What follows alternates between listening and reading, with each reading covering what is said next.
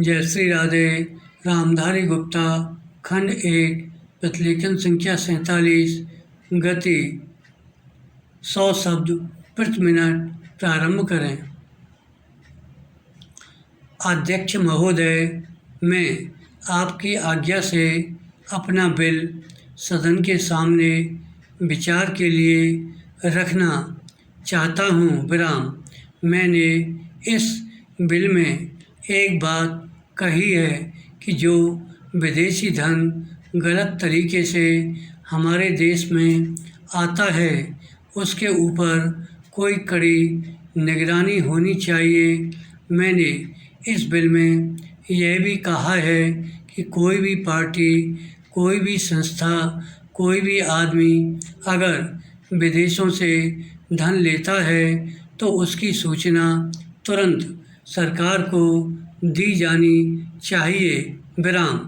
उस आदमी या उस संस्था के लिए यह भी अनिवार्य हो कि उस राशि का पूरी तरह से लेखा जोखा रखे और 1 वर्ष के बाद उस राशि के खर्च का पूरा लेखा जोखा सरकार के पास भेजे ताकि सरकार को मालूम हो सके कि कितना धन विदेशों से आया तथा वह किस प्रकार खर्च हुआ।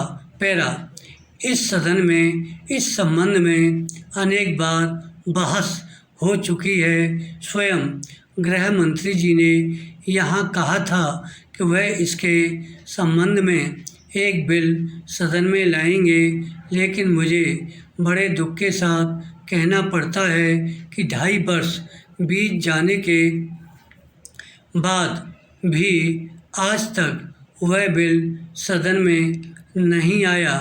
आज अगर कोई यह कहे कि मैंने यह पैसा अमेरिका से लिया है या चीन से लिया है या अन्य देश से लिया है तो उसके ऊपर आज कोई भी मुकदमा नहीं चल सकता।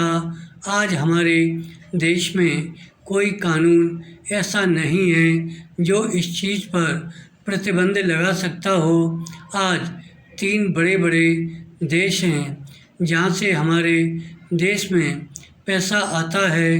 कुछ पैसा अमेरिका से आता है, कुछ चीन से आता है और कुछ पाकिस्तान से आता है और छुटपुट अन्य देशों से। विराम।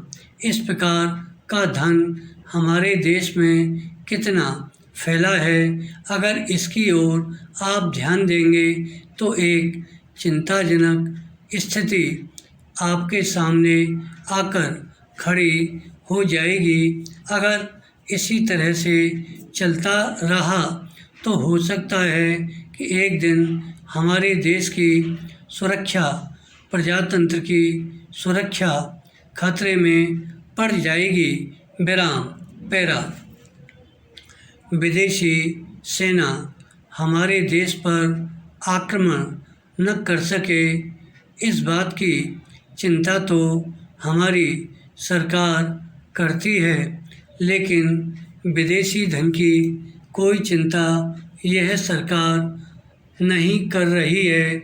आज चाहे राजनीतिक क्षेत्र हो, सामाजिक क्षेत्र हो, शिक्षा का क्षेत्र हो, चारों तरफ विदेशी धन के जरिए बाहर के लोग हमारा गला घोंटने के लिए तैयार बैठे हैं।